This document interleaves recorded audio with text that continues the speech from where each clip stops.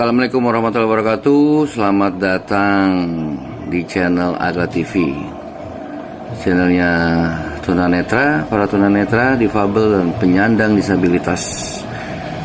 Hey, what's up bro? Apa kabar kalian semua? Gua harap semua baik-baik saja ya. Untuk kali ini gua akan memutarkan sebuah video pendek ya, berdurasi beberapa menit tentang jadi ada ceritanya di sini nih, di video ini dari medsos gue dapetin nih ya, jalan hijrah ya. Kalau memang ada watermarknya, ada petunjuknya, kalian bisa bantu channel ini karena memang ini channel bagus ini untuk pelajaran kita sebagai umat manusia dan mengingatkan kita selalu takut akan murka dan azab Allah Subhanahu wa taala. Jadi di video kali ini ada sebuah cerita tentang seorang ibu yang mendambakan, katanya sih kalau punya anak laki ya, kalau menurut ibu-ibu ini nih, cerita ini kisah nyata sih ya, yang diangkat ke sebuah video dalam cerita ya, divideokan, divisualisasikan. Menghayal untuk mempunyai anak laki, karena memang mungkin kalau kita mempunyai anak laki, kalau menurut ibu nenek ini di masa tuanya akan tidak pernah sengsara, karena memang mungkin anak laki agak sedikit bisa membantu ya. Tapi pada kenyataannya seorang ibu ini atau nenek ini mempunyai anak 3 perempuan yang semuanya ini berbeda karakter. Itu loh, ada yang baik, ada yang buruk, ada yang macam-macam lah. Nanti kita bisa lihat, saksikan dengan seksama di video pendek ini. Jangan lupa bantu channel Aga TV supaya lebih maju, berkembang, terus menghibur dengan cara subrek dulu dong sebelum nonton videonya. Videonya pasti seru dan menyedihkan ya. Kalian bisa dengar seksama, dengar baik-baik, simak dan tonton video ini. Mungkin bisa bersama anak, keluarga, dan teman-teman. Oke? Nggak usah berlama-lama lagi, kita saksikan video pendek dari Aga TV yang berjudul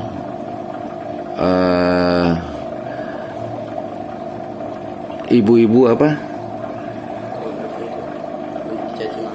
Oh, pokoknya ada deh. Ini kalian saksikan sendiri deh ya, video dari Aga TV berikut ini. Oke? Nggak usah berlama-lama lagi. Selamat menyaksikan. Kembali lagi kami hadir untuk menemani Anda, pastinya dengan menyajikan kisah-kisah menarik untuk Anda simak. Seperti kisah berikut ini yang berjudul Nenek ini tak kuasa tahan tangis usai dicaci 3 anaknya gara-gara makan, kini semua menyesal. Sahabat cerita nyata Ribon, selama puluhan tahun tak ada yang tahu siapa namanya. Orang-orang hanya memanggilnya janda. Katanya anak laki-laki bisa menjaga dan merawat kita di kala tua. Jika punya 1 anak laki-laki, dia tidak akan begitu sengsara. Sayangnya, 3 anaknya perempuan. Demi anak-anaknya, ia bekerja keras sepanjang waktu, membesarkan mereka dengan susah payah hingga ketiganya berkeluarga. Seiring perjalanan waktu, ia pun menua, rambutnya memutih, kulitnya keriput dan kendor seperti kertas kusut, dan juga dia mulai sering sakit-sakitan. Dia mulai berpikir sudah waktunya memikirkan pemakamannya. Dia sudah terbiasa hidup mandiri dan segala sesuatunya selalu mengandalkan diri sendiri. Ia tidak mau ke rumah anak-anaknya yang hanya akan menjadi seperti bola yang ditendang ke sana kemari. Dia telah memutuskan akan bertahan di rumahnya yang juga sudah tua itu. Hidup menua dalam sepi hingga ajal menjemput. Dia mempunyai 1 benda berharga, yaitu sebuah jepitan rambut yang terbuat dari emas. Sebelum dia pergi meninggalkan dunia ini, dia tidak akan meminta apa-apa kepada anak-anaknya. Keinginannya hanya satu, mewariskan barang berharga tersebut kepada salah satu dari 3 anaknya. Dia ingin memberikan benda itu kepada putrinya yang paling berbakti, Dengan begitu, ia baru bisa pergi dengan tenang. Tapi, siapa yang paling berbakti di antara ketiga putrinya? 3 anaknya setelah menikah seperti layang-layang putus, jarang pulang menjenguknya. Tapi untungnya tempat tinggal ketiga putrinya itu tidak jauh dari rumahnya. Dia pun memutuskan untuk menjenguk mereka. Paginya ia pergi ke rumah putri sulungnya Rosa. Rosa menikah dengan pria yang lumayan kaya di desa. Melihat ibunya datang, Rosa menyiapkan semangkok bubur dan sayur asin untuknya. Dia hanya makan sekadarnya lalu pergi. Ketika dia hendak meninggalkan rumah putri sulungnya itu, dia bertemu dengan cucunya. "Nek, ayo masuk ke rumah, kita makan. Mama bilang hari ini masak daging sapi," kata cucunya. "Nenek sudah makan, kalian saja yang makan ya," jawabnya. Dan dalam hatinya merasa kecewa. Kemudian dia pergi ke rumah putri keduanya, Sally. Suami Sally juga lumayan baik secara ekonomi dan pekerjaannya juga lancar. Namun, tampaknya Sally tidak begitu senang melihat ibunya datang mengunjunginya. Sally memberi ibunya sayur sisa, roti dan air hangat untuknya. Dia merasa diperlakukan seperti pengemis. Dia hanya makan beberapa suap sambil meneteskan air mata. Tapi Sally malah pura-pura tidak melihat sambil berkata, "Bu, sudah siang nih. Lebih baik ibu segera pulang. Nanti aku akan sibuk sekali begitu anak dan suamiku pulang." Dia mengangguk dan melihat matahari di siang hari yang terik, lalu pergi dengan langkah kaki agak terhuyung. Dia menggelengkan kepala dan mendesah. Paling susah ketika mengurus kedua anak perempuan ini. Tapi sekarang tidak ada satupun yang bersedia memberi yang layak untuknya. Kemudian dia berjalan pergi dan tanpa terasa langkah kakinya telah menuju ke rumah putri bungsunya, Vera. Keadaan Vera paling susah dibanding kedua kakaknya. Tak terduga, di rumah putri bungsunya ia dapat hanya semangkok air putih. Dia berpikir, semua darah dagingku memperlakukan aku seperti ini. Lebih baik jepitan emas ini aku bawa ke dalam peti mati saja. Karena merasa kecewa dan hendak pulang, putri bungsunya itu mengeluarkan rendang daging sapi dan sayuran segar. "Malam ini ibu tidak usah pulang. Ayo bu, kita makan," kata putri bungsunya. Dia tercengang melihat masakan yang disuguhkan putri bungsunya ini. Dia tahu persis kondisi putrinya yang susah, tidak mampu membeli daging-dagingan. Paling pada saat tahun baru atau hari raya tertentu saja baru bisa makan daging. "Uang dari mana Vera bisa membeli daging?" katanya dalam hati. Saat makan, tanpa sengaja dia melihat rambut anak perempuannya. Jepitan rambut yang biasanya terselip di rambut anaknya ternyata sudah tidak kelihatan lagi. Dia tersenyum dan tiba-tiba merasakan kehangatan. Tampak air matanya berlinang.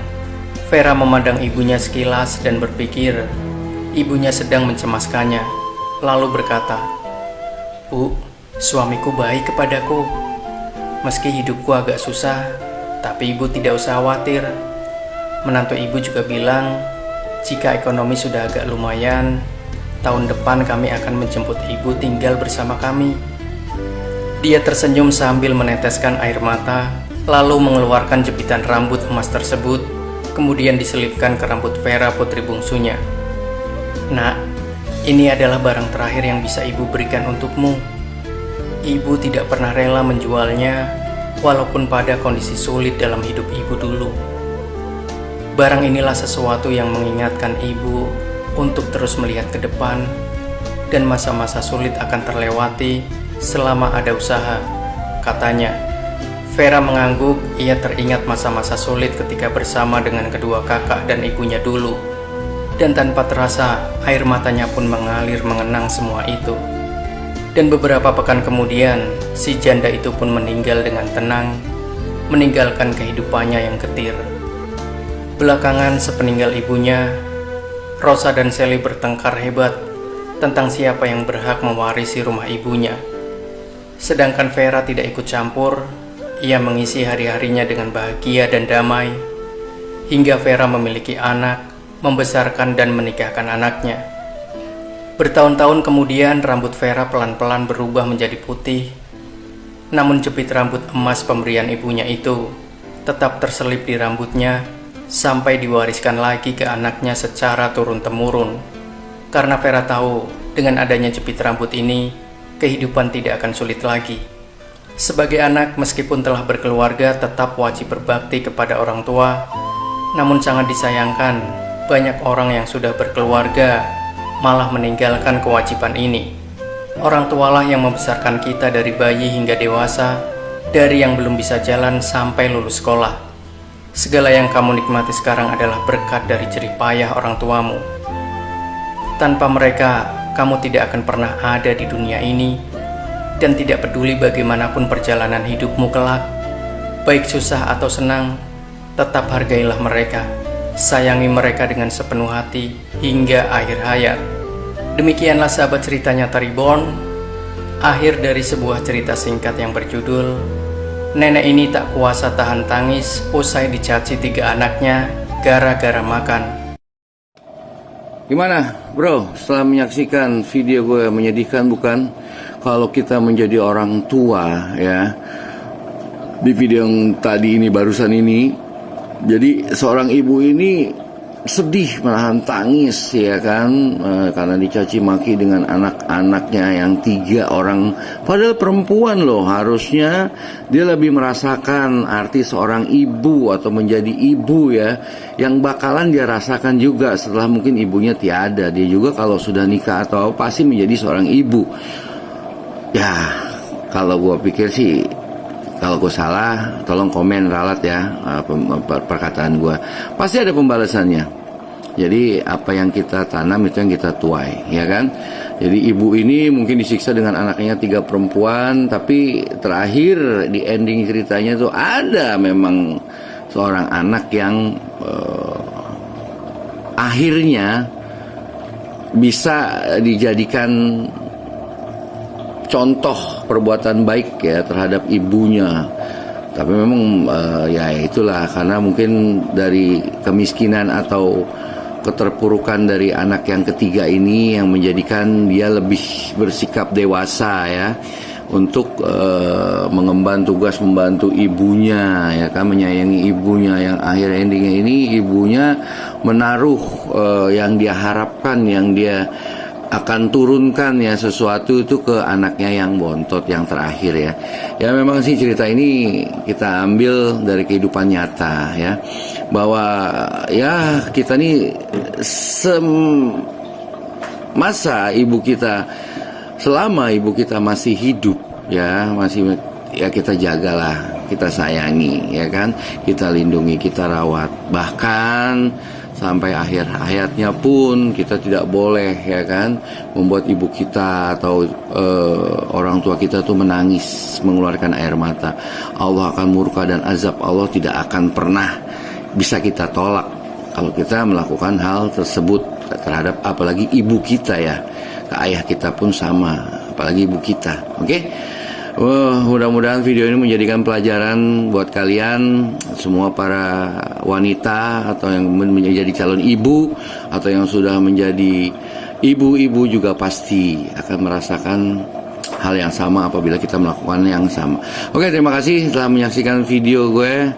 Bantu channel Agra untuk subrek dong ya kan, lebih berkembang, maju, dan gue akan mengutarakan video-video yang mengedukasi ya, mendidik atau memberikan pengertian di video gue kali ini. Terima kasih, mohon maaf bila ada kesalahan pembuatan video, upload gue, konten gue, vlog gue di malam hari ini.